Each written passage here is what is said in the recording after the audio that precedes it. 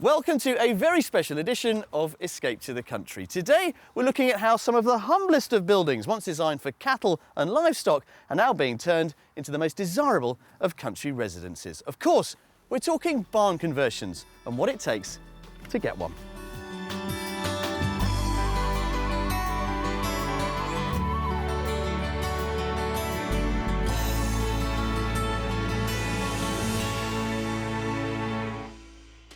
In today's show, we take a look back at a selection of our favourite barn conversions from previous shows. Where a stone and steel creation in Northampton provides a stairway to heaven. Oh my goodness. Come in. Well, this is different. A Buckinghamshire barn brings out some star quality.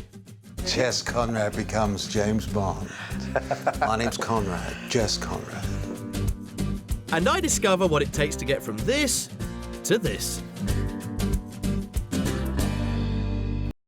In June this year, Brook Hall Cookery School opened in Winslow, Buckinghamshire. A brand new venture for Stephen Bullen, a highly trained chef and long-time ally of Raymond Blanc. And my dad says, Raymond Blanc, or Blanc as he used to call him, at Oxford. So I thought, right, before I actually gave my job up in France, I phoned Raymond up and said, have you got a job? And he said, oh, mon petit, you have to come over here, you have to cook for me these dishes and bone out the quail and all sorts of weird and wonderful things. I thought, oh, God.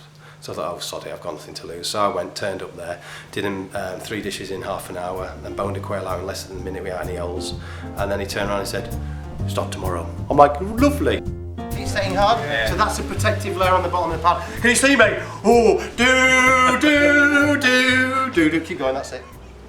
Evil. Treat everything like this. When you're doing a job like this, treat it as highly concentrated evil. Right? There's it there! Get it! Now basically, crème anglaise. Crème anglaise, if you meet a lot of French people, a lot of French will go, crème anglaise, it's the only thing the English gave the French culinary-wise. You notice that? No? And then every now and again, when they say that, I can see my Agincourt bow fingers. Just coming up like that. Britain at Home, a contemporary and definitive record of how we live today. In this series, we'll showcase different styles of living, from the rich and colourful to the fresh and original. We'll see amazing designs from concept to build. Meet the people and hear the stories behind them.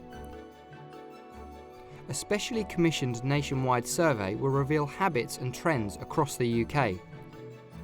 And we'll gain insight into the way we live today by exploring how we got here. And in each episode, our love for our home comes to life in 3 exciting designs in progress: a loving restoration, an innovation against architectural odds, and the fascinating story behind a great ambition. Britain at Home, the definitive record of how we live now, for BBC One.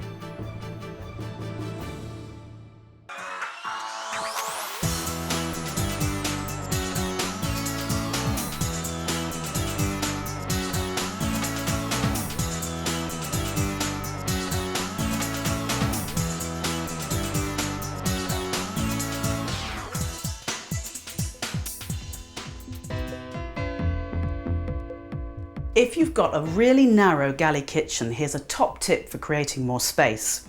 When you come to choose your units, make sure that you choose wall units for the floor.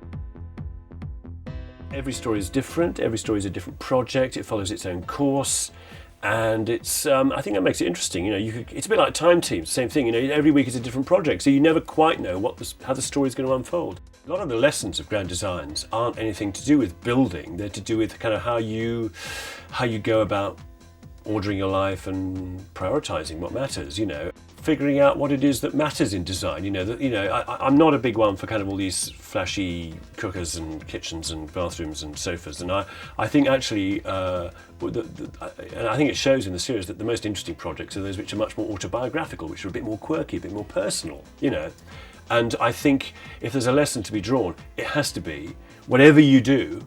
Whether it's choosing a sofa or whether it's building a house, you do it with utter conviction. You don't do it with your neighbour's view in mind, or what your sister thinks. You determine what you want out of life and you go for that. It's conviction, and that's what gives you integrity, I think.